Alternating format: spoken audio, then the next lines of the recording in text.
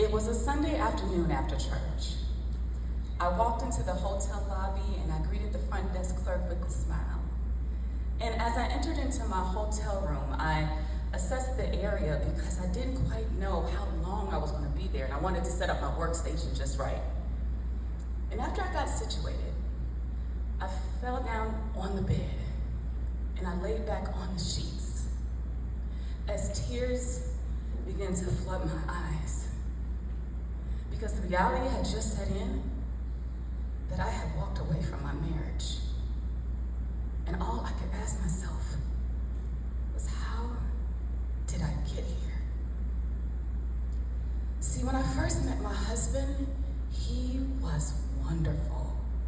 We could talk about anything. He was like my best friend. It was like something out of a Disney. And even though we had our ups and downs, we loved each other. And it wasn't long before we got engaged. But after we got engaged, I started to know that he was a bit controlling, and he had a temper.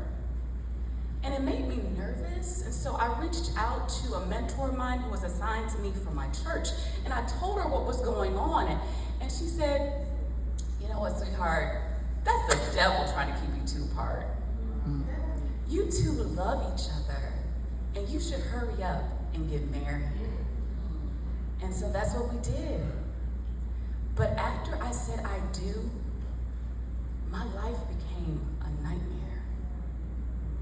The gaslighting, the silent treatments, the put-downs disguised as jokes, the walking on eggshells.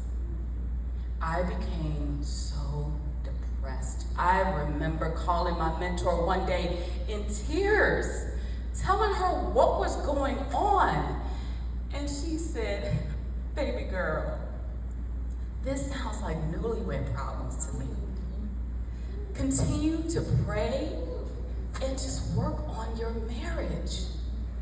And so that's what I did. I was praying and I was reading every book I could find on how to save your marriage, and things continued to get worse. And finally, I was like, we need to bring in some professional counselors.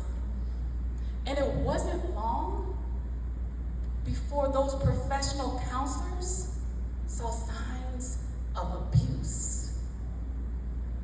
Abuse? Oh, no, this cannot be abuse. My husband, he loves me.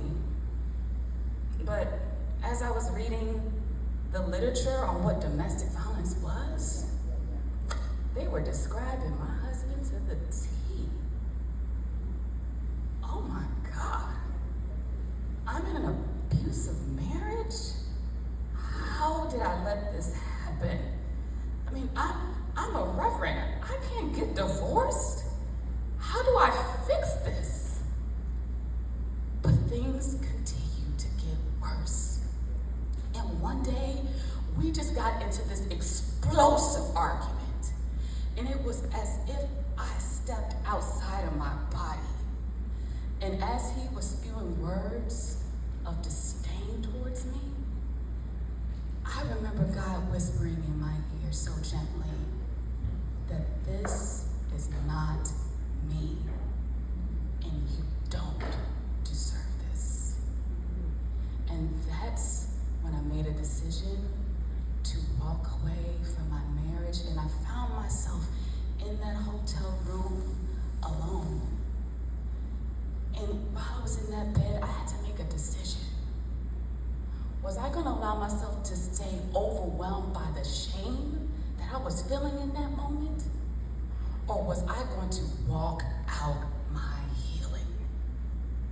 And so in that moment, I mustered up the courage to call my friends and tell them what was going on. And I joined support groups, and I stayed in counseling, and I leaned into my faith like never before. And let me tell you something, my healing journey was not easy. But over time, after I got divorced, I was able to reclaim my voice. I was able to get my joy back. And now let me tell you something. I'm helping sisters to experience healing and freedom from domestic violence. So I want you to know, if you ever experience something traumatic in your life, healing is possible for you. Hope is possible for you. If you get the help, you keep your faith, and you do the work. I'm Reverend Jocelyn, your minister of healing, and I thank you for listening.